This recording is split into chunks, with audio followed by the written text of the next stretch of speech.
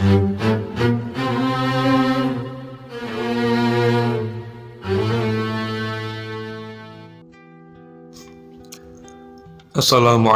warahmatullahi wabarakatuh. Bismillahirrahmanirrahim. Alhamdulillahirabbil alamin. Wassalatu wassalamu ala sayyidina Muhammad sallallahu alaihi wasallam ajmain. Berjumpa lagi dengan kami Coretan Hikmah. Semoga senantiasa kita semua diberikan rahmat oleh Allah Subhanahu wa taala dan dimudahkan segala urusan kita. Amin ya rabbal alamin.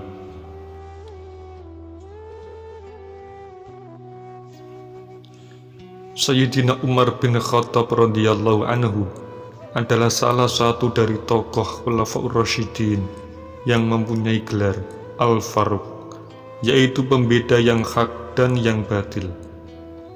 Sebelum masuk Islam, Sayyidina Umar bin Khattab adalah salah satu tokoh Quraisy yang sangat melawan dakwah Rasulullah Muhammad sallallahu alaihi wasallam. Dan kehidupan pribadi beliau sangat lekat dengan tradisi-tradisi jahiliyah. Dan masuknya Sayyidina Umar bin Khattab ke dalam Islam sebelumnya didahului oleh peristiwa yang dramatis, yaitu Fatimah adiknya suatu ketika dikabarkan masuk Islam karena membaca Al-Quran dan terdengar oleh Sayyidina Umar. Karena mendengar bacaan itu, Sayyidina Umar bersikap kasar dan marah besar. Namun keajaiban terjadi. Lantunan ayat-ayat suci itu berbalik menembus hati Sayyidina Umar yang semula mengeras menjadi luluh dan sangat takjub. Dan sejak itu Sayyidina Umar pergi ke rumah Rasulullah dan menisbahkan dirinya sebagai seorang muslim. Di kalangan Quraisy sendiri, Sayyidina Umar yang lahir pada tahun 581 Masehi termasuk dalam suku Adi yang memiliki strata atau tingkatan kelas yang berderajat paling tinggi. Sayyidina Umar memiliki banyak kelebihan baik dari fisik maupun kecerdasan. Jasmani beliau begitu kuat, sehingga banyak penduduk yang tidak berani macam-macam terhadap beliau. Bahkan petinggi Quraisy sekalipun. Jiwanya tegas, berani, dan keras. Rasulullah Muhammad SAW menyadari hal itu. Karenanya pernah memohon kepada Allah Subhanahu wa taala agar eksistensi Islam menjadi kokoh dengan masuknya salah seorang dari Amr bin Hashim, dan dikabulkan oleh Allah Subhanahu wa taala. Dan masuknya Sayyidina Umar ke dalam Islam telah membawa keuntungan besar bagi kaum muslimin. Dakwah yang disampaikan Rasulullah semula dengan sembunyi-sembunyi, mulai berani terang-terangan.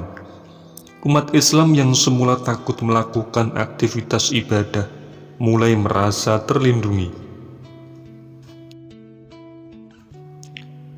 Bahkan sahabat yang lain sangat senang dengan kehadiran Sayyidina Umar dan menganggapnya sebagai pertolongan serta kemenangan dan rahmat yang besar.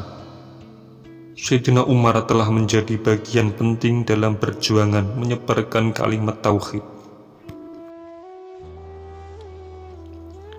Dan setelah Rasulullah Muhammad SAW wafat, kepemimpinan digantikan oleh Sayyidina Abu Bakar dan meneruskan estafet kekuasaan pada Khalifah Umar.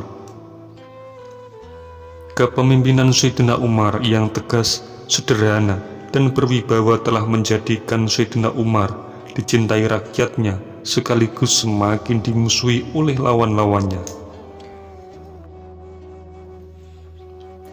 Selain itu, Sayyidina Umar bin Khattab dikenal sebagai pemikir yang brilian, terutama dalam melakukan ijtihad seperti dalam penentuan kalender Hijriah. Sayyidina Umar wafat dengan cara ditikam oleh Abu Lu'lu'ah ketika akan melakukan sholat subuh. Dan kewafatan Sayyidina Umar mengakibatkan kekosongan kekuasaan yang selanjutnya dipegang oleh Sayyidina Utsman bin Affan. Saudaraku seiman semua, itulah sedikit kisah perjalanan Sayyidina Umar bin Khattab radhiyallahu anhu, dan semoga dapat bermanfaat bagi kita semua serta menambah iman dan takwa kita kepada Allah Subhanahu wa Ta'ala. Terima kasih. Assalamualaikum warahmatullahi wabarakatuh.